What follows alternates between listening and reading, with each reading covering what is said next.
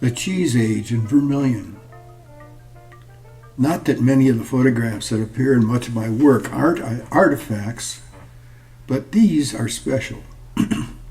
My friend Vermilionite Barb Ruggles donated the Bauman family portrait, along with several other items, to the Vermilion History Museum a number of years ago.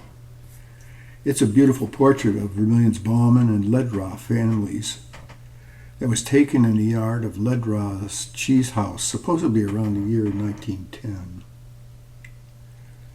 After I received the photograph, I scanned it and sent a copy to Vermilionite Ruth Bauman Tanner.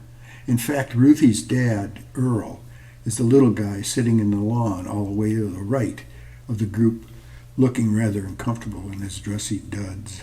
In any case, because Earl was born in 1904, the date in the photograph may have been guesstimated sometime after the fact.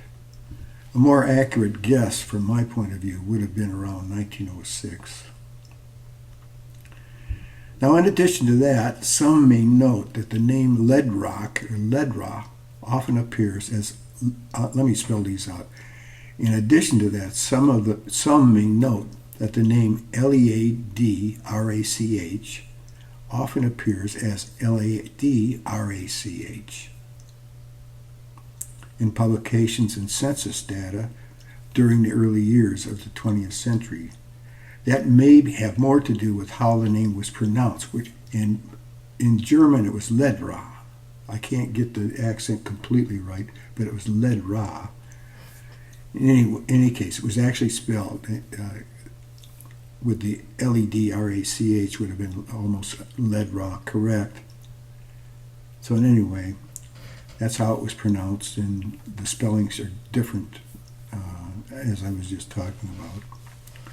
Anyway, I have it in short. The name was apparently spelled the way it was pronounced. No, it wasn't. I was wrong about that. Also note that aside from their Swiss heritage, the Baumans and the Ledraws, and their having come to this area from the Tuscarawas County in Ohio, these families were related in other ways. Emma, the mother of the little Pearl Ledraw, and the fourth girl from the left, for instance, was a Bauman. Now, several days following my email to Ruth containing the photograph, she dropped by the museum with several books detailing the history of the Bauman family. I'm really embarrassed to admit that until that time, it hadn't fully occurred to me that both the Bauman and the Ledraw families are of Swiss descent. I guess I was just ignorant of the whole thing. Their history is very interesting. Unfortunately, I failed to make a copy of it. But moving along, while I was always aware that there was one cheese manufacturing company near Vermilion, I was surprised to discover that there were actually two or even more than that. One was located about 3.5 miles south of town on the west side of State Road, which is Ohio State Route 60, just north of Axtell Corners. That's the corner of Route 60 and Mason Road. It was the enterprise of a Switzerland native named Christopher Bauman, and later his son Christopher, who were Ruthie's grandfathers. Today there is a 2-story brick home that was once part of the factory compound still standing on that site. It very well may be that it was the home that housed Ruth's ancestors, the people who operated the very successful Diamond Cheese Company. The lower photograph shows the interior of another enterprise, the Brownhelm Cheese House. It is actually a stereoscopic image, one of those contributed by Barb Ruggles.